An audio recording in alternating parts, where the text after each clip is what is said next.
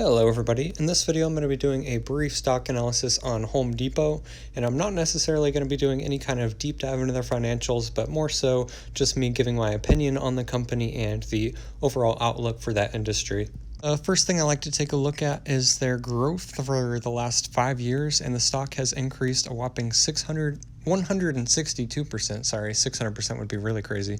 And then if we look at the last year, they're up about 31.5%. So they've already completely recovered from their COVID losses and really surpassed what they even were at their previous high. I think another thing definitely worth mentioning, especially for the 5-year chart, that they're not opening a ton of new stores. That a lot of that stock price increasing is really because they're still managing to increase their revenues each store and increase their margins.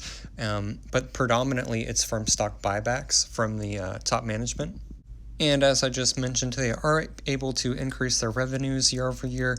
A small portion of this is from opening new stores, but they're really not expanding internationally or even here in the US, other than just a small portion of new stores every year. And they're still able to increase revenue and earnings, which is definitely key, especially for a retailer like this. A slump in Q1 and Q2 of 2020, which is as to be expected, but then a full recovery. I think it's also definitely worth mentioning Lowe's, which has increased 148.5% in the last 5 years, so not quite as strong as Home Depot. Lowe's is the smaller company, but they are arguably growing quicker than Home Depot. I would say that one thing about them is that they do generally have larger retail spaces, which I think will actually end up harming them long term. I think Home Depot is doing a better job of improving their margins and really figuring out what they need in the store. And for Lowe's to have to maintain those huge stores and that's floor space, it's going to end up costing more money long term. And I think we're really seeing companies that have the huge retail spaces, such as in malls and whatnot, really hurting in this time, and really looking forward for the long term.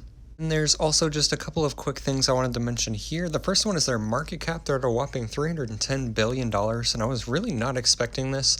They're actually in the Dow 30, which I didn't know either. And I've always thought of Home Depot and, home improvement places as not niche, because they do have a super wide range of products, but a lot more niche than, say, Walmart, which is a comparable market cap. I think they're at maybe 380 billion. Really just surprised to see that it was so high. And then also the dividend yield, it's only at 2% right now. It's at $6, but 2% of the $280 is just at $6.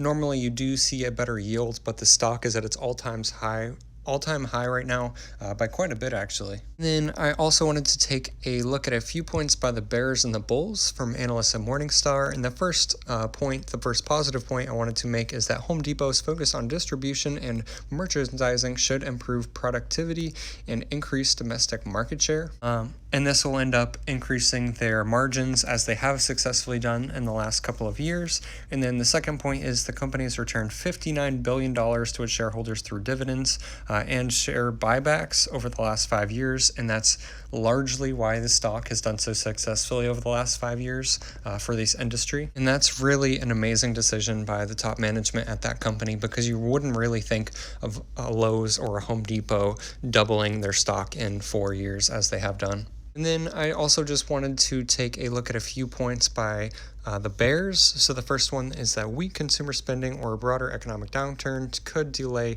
home improvement projects, which would negatively affect Home Depot. And I mean, you could really say this for any retailer or many stocks in general. This isn't really anything directly against Home Depot, so I don't necessarily agree with this one. I mean, it's true, but it's not a great bearish point. And then the second one is that benefits of internet technology and supply chain improvements could result in a lumpy profit gain as results are executed and still face some implementation risks. And I can say I really don't agree with this one either. You have to implement them, and they're probably going to be successful. So why say there's implementation risks? Because it has to be done anyway. And then the last point is my favorite and the best one. Limited footprint growth domestically may drive increased competitive pricing pressures between Home Depot and Lowe's. As I mentioned, they're the two biggest competitors in this space especially, and that's going to constrain their return on capital, but it's really hard to try and increase your margins as your competitors doing the exact same thing. So it's just going to be really difficult and hurts their profitability. And lastly, I just wanted to take a look at their research report overview, and there's two really surprising things here to me. One is the 1 out of 5 stars, and I guess it makes sense just because they gave it a fair value of $200. So that's the only thing that makes this 1 out of 5 stars. And the other is that this is a wide economic moat. And they have this large economic moat because their economies of scale, which means they have, going to the second point here, operations excellence, largely because of how big they are. But this is really surprising to me because people normally, or the analysts on Morningstar usually say that there's a narrow economic moat just because of the sheer size of a company and their operations, or even because of their brand. So I'm not really sure why Home Depot got a exemplary rating here. I suppose it's just because their operations are that much better than their peers. I do a ton of other brief stock analysis videos very similar to this one, so be sure to come and check that out on my channel. If you do have any questions about Home Depot or just anything in general, let me know down below, and subscribe for more content. Thank you so much for watching.